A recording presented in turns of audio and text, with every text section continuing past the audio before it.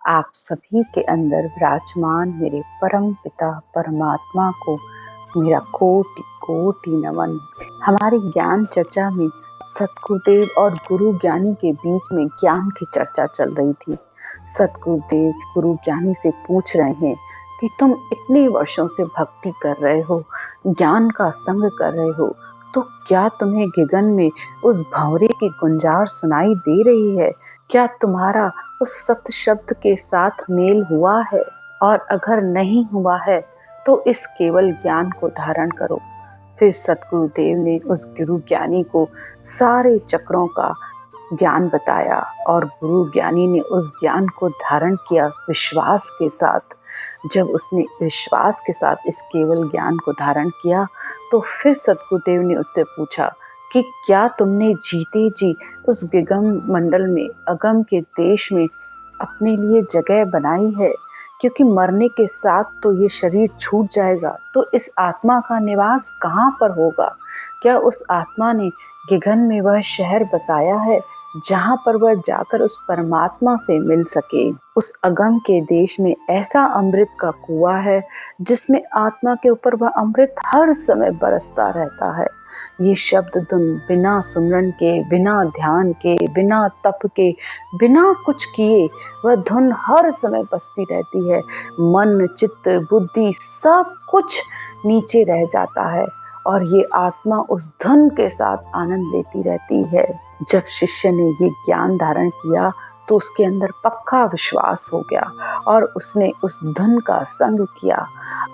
तब आत्मा भी कहती है, सतगुरु तारेगा मुझ आण, विश्वा 20-21 ऊपर और हजारा। शिष्य कहता है कि मुझे पक्का विश्वास है कि वह सदगुरु ये ज्ञान मुझे विश्वा 20 नहीं 21 ही, यानी 1 रुपए में 1 रुपया नहीं, 1 रुपए में 1.25 रुपए के बराबर मुझे पक्का विश्वास है और उसके ऊपर हजारों।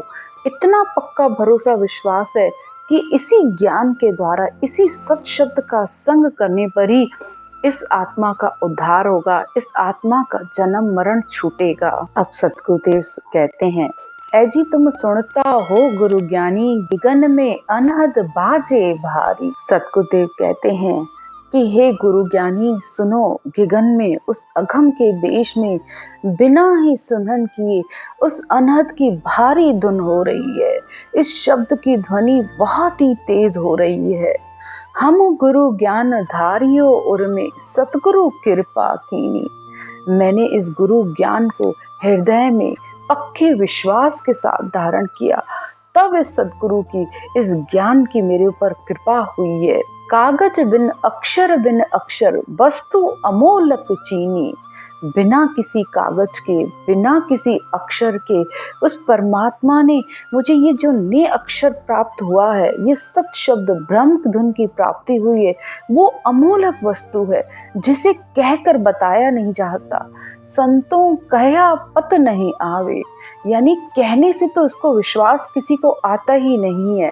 जब आत्मा खुद इस ज्ञान को धारण करती है, खुद उस धुन को सुनती है, तब उसको विश्वास आता है। मन को घेर मता में लाया, सुरत शब्द घर पाया। इस मन को, सुरत को जब इस आती जाती श्वास में लगाया, तब इस सुरत ने उस शब्द के दर्शन किए, इस शब्द का अनुभव किया। मन और पवन मिल्या नाभि में, उलट शिखर दिश आया। ये मन और श्वास के द्वारा जब इस नाभि से भजन किया, तब ये शब्द पिछम दिशा में उलटकर पार ब्रह्म में अनुभव हुआ। यही शिखर पर, गढ़ पर चढ़ना है। आगे सतगुरुदेव कहते हैं, जन सुखराम अमर घर बोले, सुन लीजो जन लोई। अमर लोक की चाह होए तो राम रटो सब कोई। सतगुरुदेव कहते हैं कि अगर तुझे अमर लोक प्राप्त करने की चाहना है तो तू सिर्फ इस राम नाम को रट। बस वेद से, विधि से और औधाधारी संतों की शरण लेकर जब तू इस राम नाम की रटना करेगा तो तुझे सहज में ही उस अमर घर की प्राप्ति हो जाएगी।